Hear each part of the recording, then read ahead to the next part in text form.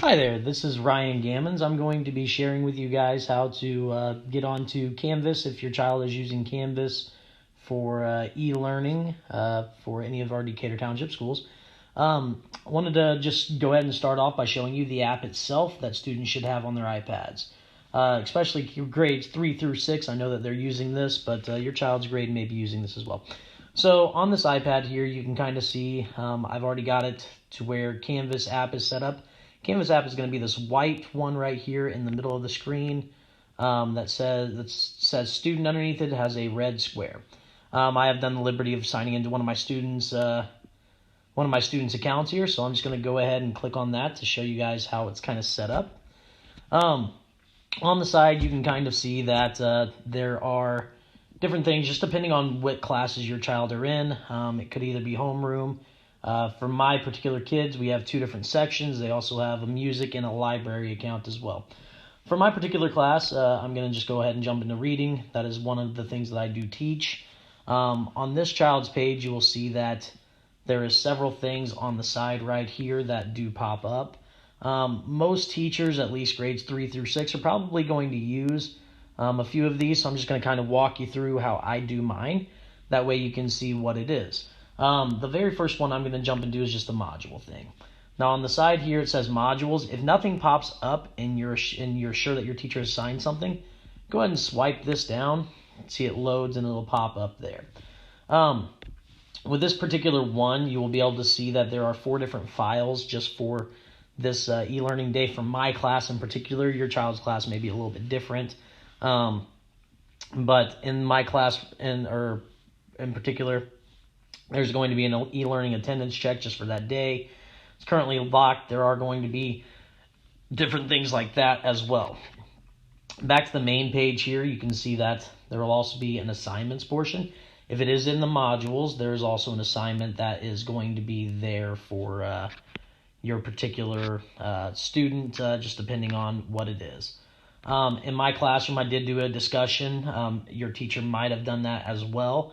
Don't know if they did, but I just discussed or wanted to discuss e-learning information and expectations with my kids. We're not going to jump into any of these grades or anything right there. But yeah, so if your child has access to Canvas, it will be this white app right here that says student. Modules will be the place that I would start first, but the assignment should be popped up there as well. Now, if you do have a question, I know that some parents are able to email their child's teacher or send a Bloom's message or whatever way that you can communicate. Your child can actually do that as well. So if you go over here to inbox, you will see that myself and this student have sent messages back and forth to each other. But you can actually click into here and actually, depending on which child's teacher you have, you can go in and send a message. Your child can send it to their teachers, and it could be just, e-learning question might be what pops up for them. So e-learning question, they may not know. What's great about this in comparison to, emailing your teacher, calling your teacher, your child can actually do this from the app, and it sends your teacher that automatic email. So if your child has a question, you're unable to email them back and forth, use this app, and it will actually send that email to my actual or to your teacher's actual email address, and then it pops up right away. Teachers do have to be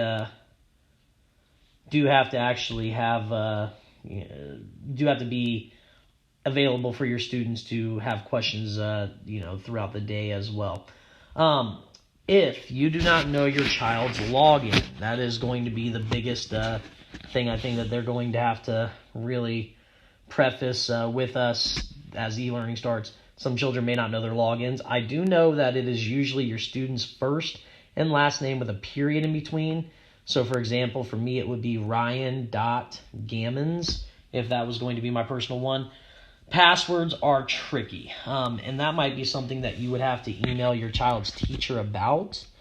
Just in general, it may not be something that is easy for them to pull up right away. I know central office has that information as well.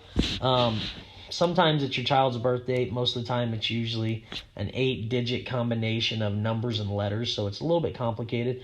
But your child's teacher should be able to pull that up in their Skyward account as well. So if you do not know your child's login and you do not see it when you first log into the app, let me close out of this so you can kind of see what that should look like there.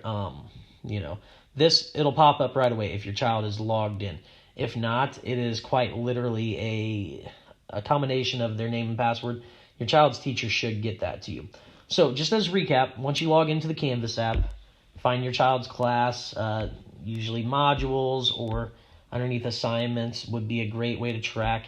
If your child does have any questions about anything, going to inbox, clicking on that ad right there, and then selecting your course.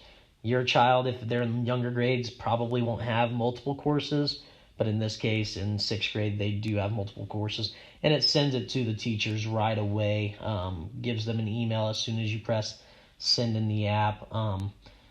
So if you have any questions, please either email your child's teacher, or I'm always available for any questions that you guys have as well. All right, have a wonderful evening.